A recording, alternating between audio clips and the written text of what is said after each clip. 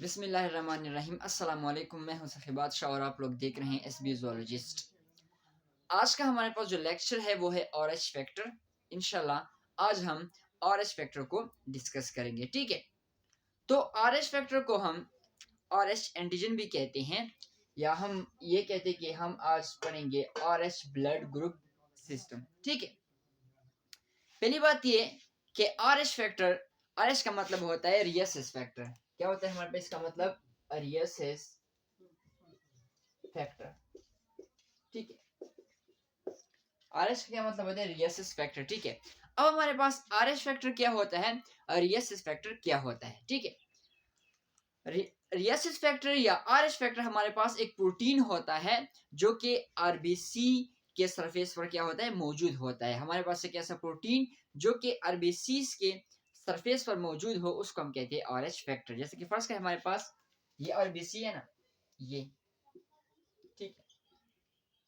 तो इसके ऊपर हमारे पास ये हमारे पास प्रोटीन मौजूद होता है और इसको हम कहते हैं आरएच फैक्टर, ठीक है। तो RH factor is a protein that can be found on surface of RBC, ठीक है। अब हमारे पास डिस्कवरी की तरफ आते हैं कि आरएच फैक्टर या आरएच एंटीजन को सबसे पहले किसने डिस्कवर किया था? तो हमारे पास दो साइंटिस्ट थे, एक का नाम था लैंडस्टीनर और दूसरे का नाम था वाइनर। उन्होंने 1940 ईस्वी में आरएच फैक्टर को क्या किया था? डिस्कवर किया था। हमारे पास दो साइंटिस्ट थे, एक का नाम था लैंड स्टीनर और दूसरा था वाइनर। उन्होंने 1940 ईस्वी में आरएच फैक्टर को क्या किया था? डिस्कवर किया था। अब यहाँ पर क्वेश्चन ये बन रहा है कि आरएच फैक्टर को मींस रियसिस फैक्टर जो है, इसको ये रियसिस का नाम क्यों दिया गया, ठीक है। Why it is called rhesus factor?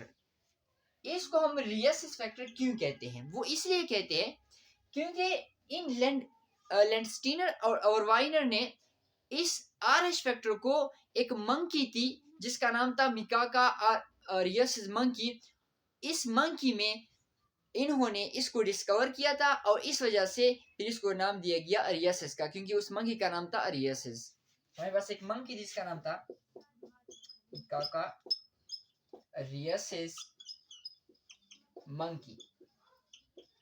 सबसे पहले पहले इस रियसिस मंकी में इन्होंने इस आरएच फैक्टर को क्या किया था? डिस्कवर किया था। इस प्रोटीन को क्या किया था? डिस्कवर किया था। तो इस वजह से इसको नाम दे गया रियसिस, ठीक है, रियसिस फैक्टर। अब यहाँ पर मैंने एक बात लिखी है, नोट में मैंने ये लिखा हुआ है कि हमारे पास वो पर्सन जिसके आरबीसी पर आरएच फैक्टर मौजूद हो, तो उसको हम कहते हैं आरएच पॉजिटिव। वो पर्सन जिसके आरबीसी पर हमारे पास ये प्रोटीन यानी आरएच फैक्टर या आरएच एंटीजन मौजूद हो, तो उसको हम कहते हैं आरएच पॉजिटिव। और हमारे पास एक ऐसा पर्सन जिसके आरबीसी पर ये प्रोटीन या ये एंटीजन या आरएच फैक्टर मौजूद ना हो, उसको हम कहते हैं RH negative person, RH negative person, ठीक है। अब यहाँ पर ये एक नोट हो गया। ये दूसरा, मल्टीपल अलील में मैंने एक बात बताई थी कि हम पढ़ते हैं कि यार इस बंदे का जो ब्लड ग्रुप है वो ए पॉजिटिव है, हम कहते हैं कि इसका ए नेगेटिव है। कभी कहते कि यार नहीं नहीं इसका ओ नेगेटिव ब्लड ग्रुप है। तो हम क्यों कहते हैं? वो इसलिए ये पॉजिटिव साइन जो है, ये फर्स्ट ए नेगेटिव ग्रुप, ये पॉजिटिव साइन और ये नेगेटिव साइन इस आरएच फैक्टर को वो करता है, शो करता है। फर्स्ट का ये एक बंदा है, उसका जो ब्लड ग्रुप है वो ए पॉजिटिव है। ए पॉजिटिव का मतलब है कि पॉजिटिव का मतलब ये है कि उसमें ये आरएच फैक्टर मौजूद है। उसके आरबीसी पर क्या है हमारे पास? उसके आरबीसी पर ये आरएच एंटीजन मौजूद है। ये आरबीसी है ना, इसके ऊपर ये आरएच एंटीजन मौजूद है, इसको हम कहते हैं कि ये पॉजिटिव। तो एक ऐसा बंदा जिसका ब्लड ग्रुप ए पॉजिटिव है, ठीक है। तो पॉजिटिव किस शो करता है? कि इसके आरबीसी पर आरएच एंटीजन मौजूद है, मींस आरएच फैक्टर इसमें है। एक बंदा है, उसका जो हमारे पास ब्लड है वो फर्स्ट का कि हमारे पास ए नेगेटिव या ओ नेगेटिव है। तो इसका मतलब ए नेगेटिविटी किस चीज को शो करता है? ये हमारे पास शो करता है कि इसमें आरएच नेगेटिव, मींस इसमें कोई आरएच एंटीजन मौजूद नहीं है, ठीक है। ये भी हमारे पास हो गया। अब यहाँ पर एक बात नोट कर लें, मल्टीपल एली में मैंने पढ़ाया था कि हमारे पास, मैंने पढ़ाया था कि एक बंदा है ना, उसका जो ब्लड ग्रुप है वो ए है, तो उसमें एंटीबॉडीज कौन से पाए जाते हैं? Anti B antibodies. एक बंदे का ब्लड ग्रुप ए है तो उसमें जो एंटीबॉडीज है वो क्या थे? एंटी बी एंटीबॉडीज, ठीक है। या फर्स्ट का एक बंदे का बी ब्लड ग्रुप है तो उसमें एंटी ए एंटीबॉडीज पाई जाती है, ठीक है। लेकिन यहां पर अगर आप देखें, ये हमारे पास एंटीजन है, क्या हमारे पास एंटीजन है, तो होना तो यही चाहिए कि हमारे पास इसमें हम एंटीबॉडीज हो। हमारे पास एक बंदा है उसका आरएच पॉजिटिव वो है, उसमें आरएच मींस आरएच एंटीजन मौजूद है, तो होना तो ऐसे चाहिए कि उसमें एंटीबॉडीज हो। लेकिन अगर हम देखें दोनों केसेस में, आरएच नेगेटिव केसेस में और आरएच पॉजिटिव केसेस में, इसमें नेचुरली एंटीबॉडीज नहीं पाई जाती।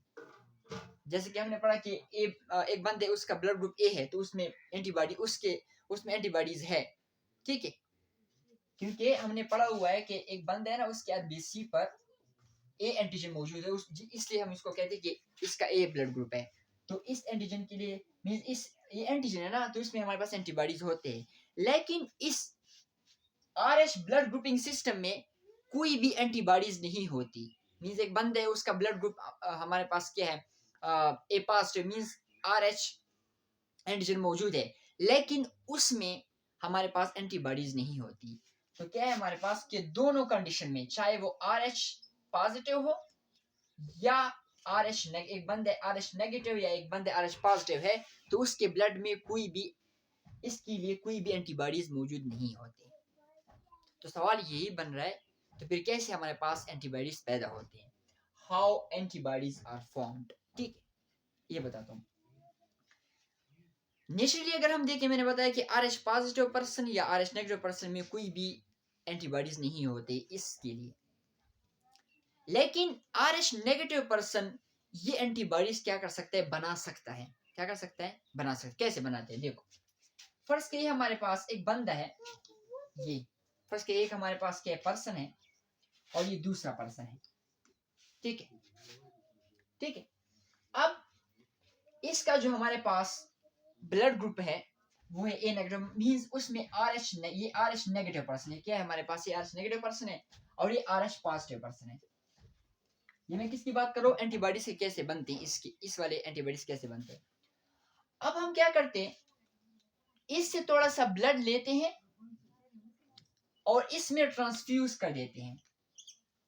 जब इसका ब्लड इसमें आता है, ठीक है, तो यहां पर जो आरबीसीज यहां पर आएंगे, उन आरबीसीज पर तो हमारे पास एंटीजन होगा ना, तो जब ये एंटीजन यहां पर आएगा तो बॉडी इसके खिलाफ खुद एंटीबॉडीज क्या करती? बनाती, क्या करती है? इसकी फॉर्मेशन होती है, ठीक है। ये ट्रांसफ्यूज हो गया। अब ये बंदा जो है आरएच नेगेटिव पर्सन जो है, ये ऐसा बंदा है कि इससे पहले, इस ट्रांसफ्यूजन से पहले किसी दूसरे शख्स ने इसको ब्लड नहीं दिया हुआ है। कौन सा ब्लड? आरएच पॉजिटिव ब्लड इसको नहीं दिया हुआ है। तो जब ये ब्लड इसके अंदर जाएगा तो ये सेफ होगा। क्या होगा हमारे पास? क्योंकि हमने पहली बार उसमें क्या किया हुआ है? ट्रांसफ्यूज किया हुआ है। जब आपने पहली बार यहाँ पर ट्रांसफ्यूज किया, अब एक दूसरा बंदा आया, उसका भी आरएच पॉजिटिव है और उसका ब्लड भी आपने यहाँ पर ट्रांसफ्यूज किया। जब ट्रांसफ्यूज किया तो पहले से हमारे पास एंटीबॉडीज मौजूद होते हैं। क्या होते हैं? हमारे पास पहले से एंटीबॉडीज मौजूद होते हैं और दूसरे एंटीजेंस भी आए और भी एंटीबॉडीज बनाना शुरू हो गए। जो पहले से मौजूद एंटीबॉडीज होते हैं वो उस पर अटैक करना शुरू कर देते हैं। जब वो उस पर अटैक करना शुरू कर देते हैं तो क्या होती है? जो आरबीसीज यहाँ पर आई हुई होती है उसकी क्या होती है? क्लम्पिंग होती है। वो क्या होते हैं? क्लम्प की शक्ल बनाती है, जिसको हम कहते हैं एगल्टिनेट होती है, उसकी एगल्टिनेशन होती है, ठीक है। और रेट ऑफ आरबीसीज एगल्टिनेशन किस पे डिपेंड करता है? नंबर ऑफ एंटीबॉडीज पर। जितने एंटीबॉडीज यहाँ पर बनी हुए होंगे पहले से, उतनी डोनर आरबीसीज की एगल्टिनेशन होगी।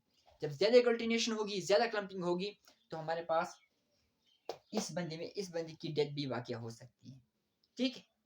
कि जब एक अल्टरनेशन होगी तो हेमरेज का खतरा होता है, ठीक है। तो ये हमारे पास है कि हाउ एंटीबॉडीज आर फॉर्म, तो ऐसे एंटीबॉडीज बनते हैं, पहले से मौजूद नहीं होते, बल्कि जब आप ब्लड ट्रांसफ्यूज करते हो RH पॉजिटिव, तब हमारे पास जब ये एंटीजन यहाँ पर आएगा, क्योंकि आरबीसी पर एंटीजन है ना, तो यहाँ पर जब आएगा तो क्या होगा, हमारे पास ये बॉडी खुद इसके खिलाफ एंटीबॉडीज तैयार करेगी, ठीक है। अब देखिए कि एंटीजन इन RH ब्लड ग्रुपिंग में कितने एंटीजन होते हैं। हमने एबीओ ब्लड ग्रुप सिस्टम पढ़ा हुआ है, उसमें हमारे पास एंटीजन ए था, एंटीजन बी था, ठीक है, और एंटीजन ए बी मींस जब दोनों मौजूद होते हैं। इसमें कितने होते हैं, इसमें हमारे पास 5 होते हैं, सी सी ई ई और डी। जो मोस्ट इंपॉर्टेंट है वो कि हमारे पास डी एंटीजन, ठीक है।